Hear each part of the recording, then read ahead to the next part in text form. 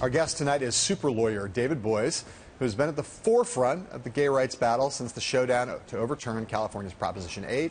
David, first of all, I want to go back to January when you predicted right here in that chair that the Supreme Court would make gay marriage legal in all 50 states. Let's look at you right now. I think it's inevitable. It's the right thing to do. It's long overdue, and I think we're going to have it this year. I don't know who that bearded freak was you were talking about. Yeah. Is there anything about this decision today that you said just now off camera, you said you were getting a little nervous. Was there anything about this opinion and this decision that surprised you, even given your prediction? Not really. I think one thing that was uncertain was whether the court would come down strongly on both equal protection and due process. The court did, establishing that it's a constitutional right, both under the Equal Protection Clause and under the Due Process Clause. It's a very powerful opinion by Justice Kennedy. I think it's everything we could have hoped for. Right. I want to go through the Kennedy's opinion, Roberts' opinion, and Scalia's opinion just in a little. I'll get you a kind of comment on it a little bit. Justice Kennedy wrote this. I'm going to read a relatively long thing here. He says, "Would misunderstand these men and women to say they disrespect the idea of marriage. Their plea is that they do respect it so deeply that they seek to find its fulfillment for themselves. Their hope is not to be condemned to live in loneliness, excluded from one of civilization's oldest institutions. They ask for equal dignity in the eyes of the law. They ask for equal dignity. The Constitution grants them that right." Yes. Could you have asked for anything more in terms of the arguments you had made, on this issue, and what advocates for this right have fought for? No, I think he said it so well and so elegantly there.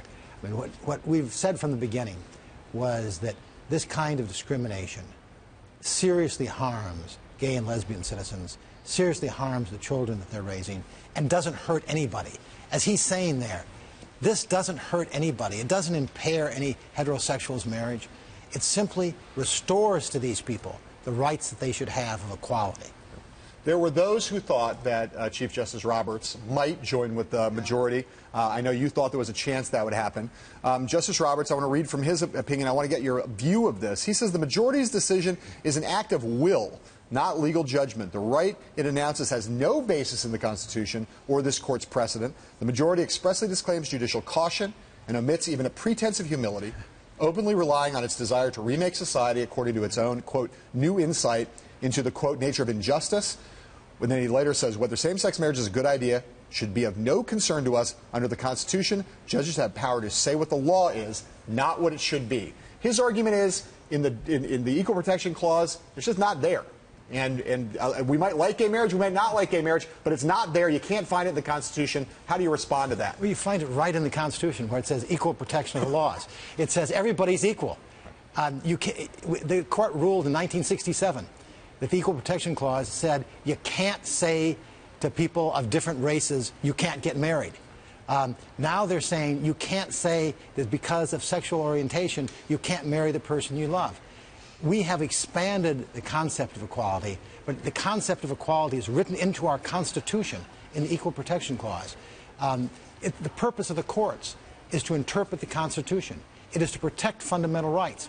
If they're not going to protect those fundamental rights, we don't need a Constitution and we don't need a Supreme Court. All right, I want to go to Justice Scalia. I like having these up on the big wall, that's great. especially for Scalia. I like having these up. Yeah, we have one here. He's referring to Justice Kennedy's majority opinion, where Justice Kennedy talks about intimacy and spirituality as being components of marriage. Justice Scalia says, whoever thought that intimacy and spirituality, whatever that means, were freedoms. And if intimacy is, one would think the freedom of intimacy, he puts in capital letters, I like that, is abridged rather than expanded by marriage. Ask the nearest hippie.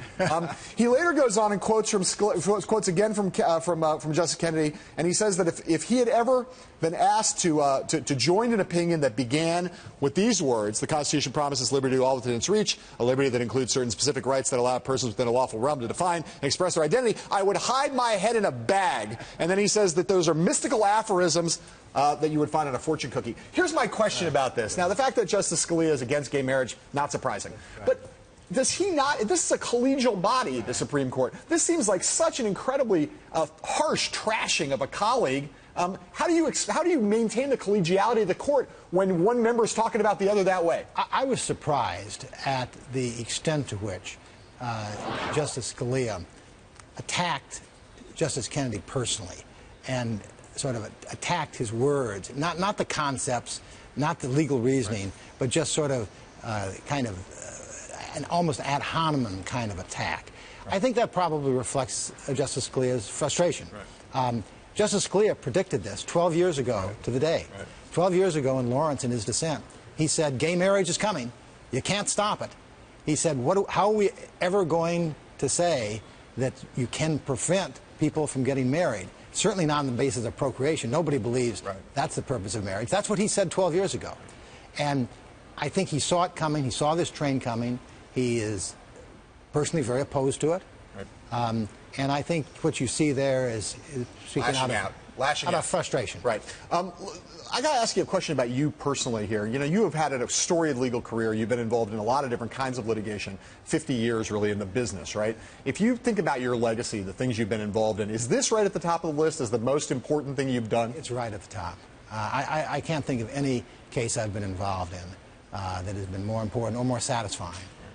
To see the difference that it makes in people's lives, to see the difference having dignity and the ability to marry the person they love, to be with a loved one in times of trouble, to raise their children in a stable marriage, to see what that means to them and to their families, to their parents, to their children, to their relatives, has been moving.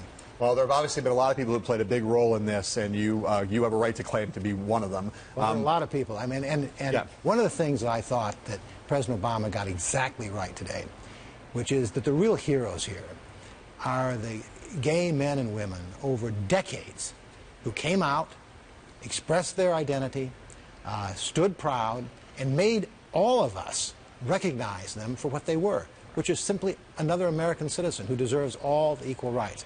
Those were the people who really drove this decision.